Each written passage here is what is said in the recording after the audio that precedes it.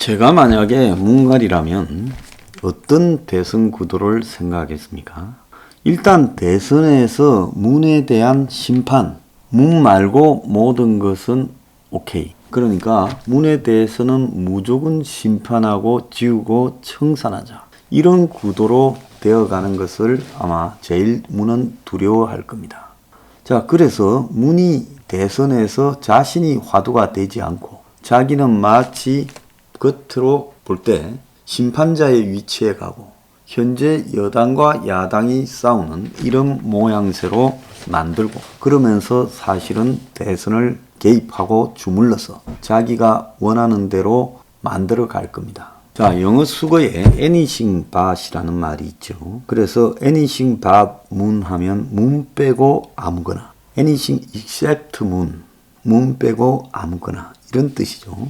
문 빼고 다 괜찮다 이런 분위기는 노무현 말기에 노무현 빼곤 누가 돼도 괜찮다는 분위기로 흘러갔지요. 그래서 2017년 이 말에 누가 나와도 노무현을 이기는 야당에서 되는 사람이 사실상 대통령이 그런 현상이 되었습니다. 문이 제일 두려워하는 것은 그거겠죠. 그런 노무현 말기와 비슷한 상황이 되는 것을 이렇게 빠져나가려면 현재 터질 수 있는 모든 문제를 총력을 다해 유예를 시키고 그리고 그 자리에 뭘 갖다 놔야 되는가 하면 문은 협치와 협조와 화해와 그리고 이 대선에 개입하지 않는 그야말로 물러나는 대통령의 중립을 가장한 채 사실은 야당 지도부를 황교안에 이어서 이준석까지 완전히 무력화시켜서 통제하기 좋은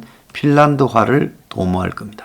그런데 이거는 문 혼자서 하는 게 아니라 문이 동원할 수 있는 가용 자원 중에는 재벌이라는 게 있어요. 대한민국에. 그러면 이 정치 개입을 통해 살아남는 재벌. 8월 15일에 이재용이가 석방된다 하지 않습니까? 자, 이재용은 엄청 문에게 잘 보여야 되죠. 그래서 미국의 투자도 지난번에 문이 미국에 가서 곤혹스러울 거를 삼성이 주도해서 44조를 최태원이 그리고 현대차 끌어들여서 했지요. 그리고 떼우고 오지 않았습니까? 그러면 기득 보수 야당이라는 국힘은 지극히 재벌에 취약하지요. 솔직히 말하면 제가 볼 때 야당이 지금 황교안부터 이준석까지 무력화된 데는 재벌과 국힘 간의 관계가 없지 않을 거라고 보고 있습니다. 3천만 원 쓰고 당 대표가 되었다라는 이런 부분의 외경과는 달리 내부에서는 그러지 못한 측면도 있을 것이다. 그거는 이준석이 되자 말자 해고를 자유롭게 해야 된다라고 말합니다. 해고가 두려운 이 시대에 해고를 자유롭게 해서 그야말로 노동유연화를 이렇게 할 필요도 있을 수 있겠지만 그것이 야당 대표의 일성으로 놓을 이야기는 아니다는 거죠. 그리고 또 성장을 이야기하고 기업 규제 3법을 야당이 반대한다고 말하면서 마치 정경련이나 경총의 대변이냐 이야기를 하고 있습니다.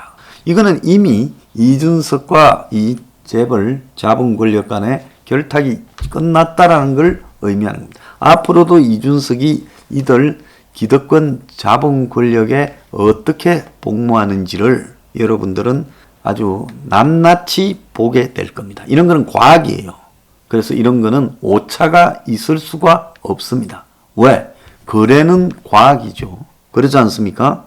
거래를 했으면 외부적으로 나타나는 구체적 발언과 행동을 통해서 그 거래에 답할 수밖에 없다라는 겁니다. 최근에 왜 보수 언론이 이준석을 띄울까요? 조중동이 이번 경선 국면에서 일제히 이준석을 띄웠습니다. 그러면 조중동을 컨트롤하는 것은 누구일까요? 자본 권력 재벌이죠. 그러니까 문이 재벌들에게 부탁해서 재벌들이 조중동에다가 이준석을 띄우는 이런 쇼를 했을 거라고 저는 확신에 찬 추정을 하고 있습니다. 그래서 문이 이준석을 당선시키는데 언론 보도가 결정적이죠. 언론에서 이준석이가 이렇게 평이 좋더라, 돌풍이 불고 있다면 국민들은 돌풍이 불구나 되는 거고, 언론에서 이준석을 저처럼 한마디도 보도하지 않으면 그건 존재감이 없는 거구나, 이렇게 되는 겁니다.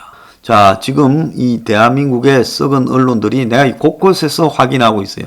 황장수는 보도 금지 대상인데 한 4, 5년 전에 제가 그렇게 보도 금지 대상이 아닐 때 저의 사회적 비중과 이 빅데이터에서요, 지금 비중으로 보면 정치를 하는 지금 그때보다 훨씬 낮은 이 빅데이터 비중을 갖다가 점하고 있습니다. 그래서 이준석이 3월 21일 기점으로 갑자기 엄청난 이 빅데이터 수를 기록하게 되는 부분도 언론에 보도하고 관련이 있고, 그러면 언론은 뭘 토대로 하겠습니까? 여론조사의 조사 결과를 토대로 하죠. 자, 보수의 대다수의 지지층들이 언론 여론조사를 안 믿습니다. 그래서 여론조사는 조작이다라고 말하면서 이준석의 여론조사는 철떡같이 믿는 이 위중성을 어떻게 바라봐야 되겠습니까? 믿고 싶은 것만 믿는다라고 해석해야 되지 않겠습니까? 어쨌거나 문은 이런 과정들을 통해서 여론조사에서 한국에 몇 개 됩니까? 그거 식은 죽 먹기죠. 이런 과정들을 통해서 이준석을 띄우고, 이준석은 지금 문에게 당선 감사를 하는 모양새를 보이고 있고, 이제 이 처리가 총독으로 동당에 대변인 뽑는 심사위원까지 하고 있습니다. 자기가 교묘하게 야당을 다 통제하고 주무르고 길들여서 야당의 대선 후보 선정 과정에도 개입을 할 겁니다. 지금 이준석이 되고 난 이후에 윤석열도 입당하려면 빨리 입당해라, 당신에게 무슨 특혜를 줄 수 없다라고 말을 합니다. 8월 전에 입당해라, 당신을 버스가 기다리지는 않는다, 오면 퇴학하고 안 오면 그냥 간다, 이렇게 이야기를 하고, 어제는 이준석이가 안철수를 만나가지고 비공개로 당명을 바꾸자, 나가 들어가면 합당인데 합당하면 당명을 바꿔야지 하니까 못 바꾸고 그대로 갈 거니까 그냥 들어오라고 합니다. 그래서 이준석의 행보를 보면 윤도 당에 사실상 못 들어오도록 하고 안철수도 못 들어오도록 하면서 결국은 이 유력 야권 주자들이 국민의힘 밖에 떠돌다가 고사하는 모양새를 만들어 갈 거라고 봅니다. 이것은 이준석 뒤에 있는 김종인 그리고 김무성, 유승민이 원하는 바하고 일치합니다. 이 3자는 자력으로 대통령이나 이런 걸 할 생각은 이미 없기 때문에 이준석을 이용해서 대통령제를 무산시키는 쪽에 지금 문과 뜻을 같이 하고 있을 거다, 이렇게 봅니다. 그리고 문 입장에서는 내각제로 이원 집정부제로 가는 것이 1순위고, 그러면 이제 문이 이준석이 윤석열과 안철수를 배제시키고 있으면 이재명만 정리하면 되는데, 민주당 경선까지 남은 석 달 동안에 이재명을 정리하기에는 충분한 시간이다라고 보고 있습니다. 지금 야권에서 나오는 것은 경선 연기로 인해 늪에 빠진 민주당, 지지 모임 가세, 쇠싸움 양상, 이재명 지지 개수 160명 연기 반대, 당원, 지방의원도 성명, 이낙연계 6년찬 토론 봉쇄 유감이다. 정세균 2개월 늦춰 노마스크 경선하자고 합니다.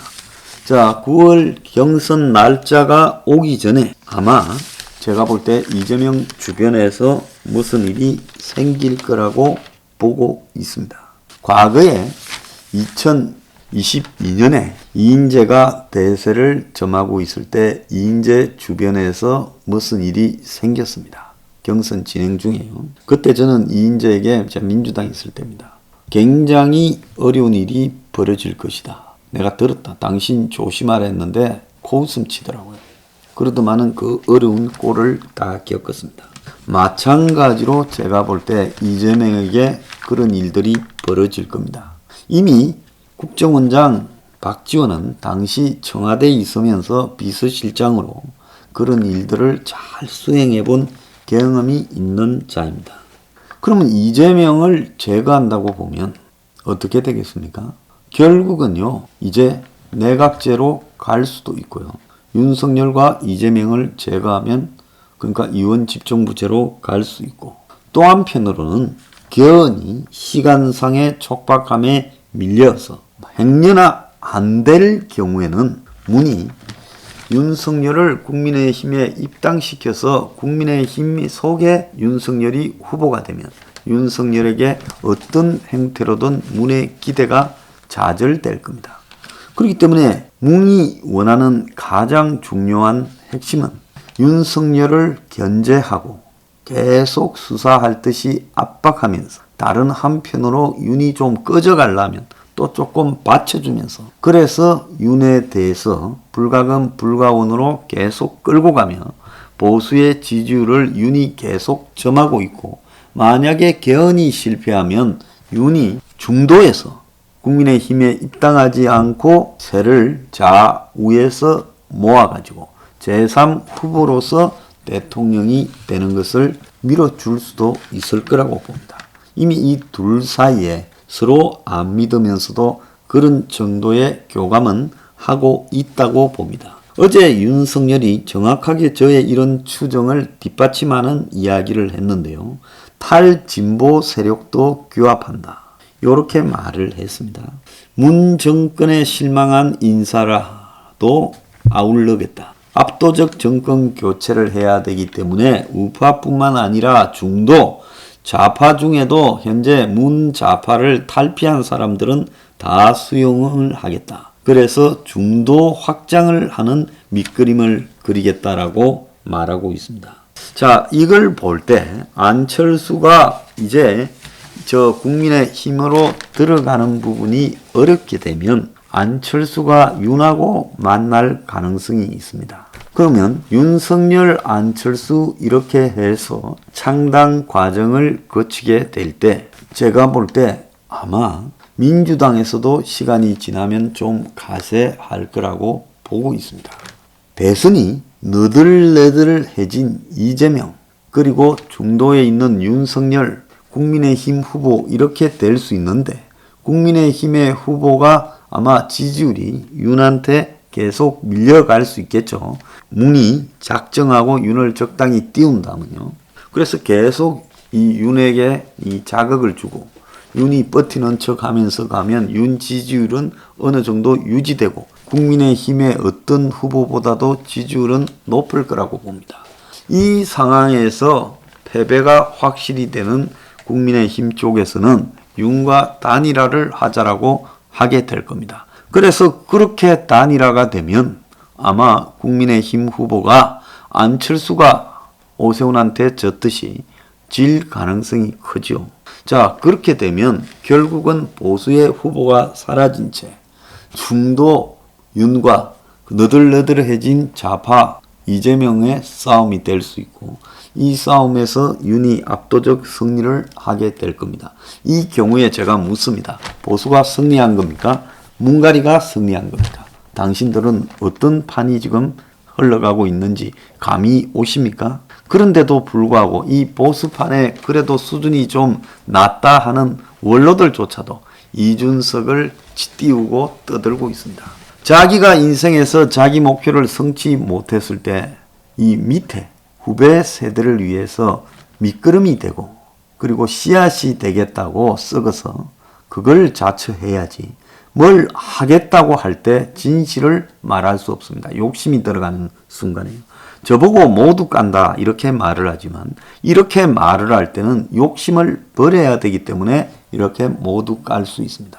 욕심이 있으면 깔 수 있겠습니까? 그러니까 저는 진실을 똑바로 볼 수 있고 보는 힘을 가지고 있는 겁니다. 황장수 욕심 없다는 건 세상이 다 알 거예요. 그러니까 욕심 없는 자가 제일 정확하게 보고 욕심 없는 자가 제일 무섭다는 걸 제가 보여드리겠다는 겁니다. 최근에 이준석 당선되고 보수의 양심적 원로로 손꼽히는 사람, 그래도 보수의 장외에 이단화로 꼽히면서 입바른 소리하는 사람들조차도 기득권 보수가 쫓겨났다라고 바라보며 이준석을 찬양합니다.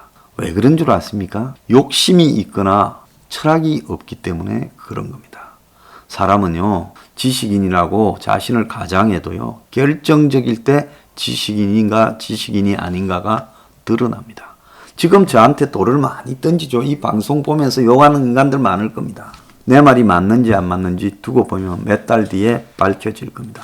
대선까지 이 짧은 6개월 동안에 이준석이 어떻게 야당을 헝가리 입에다가 쳐 박아버리고 대선을 날려먹는가. 나중에 6개월 뒤에 이 큰일 났네 할 때 뭔 수가 있겠습니까? 자, 그러니까 정신들 차리기 바랍니다.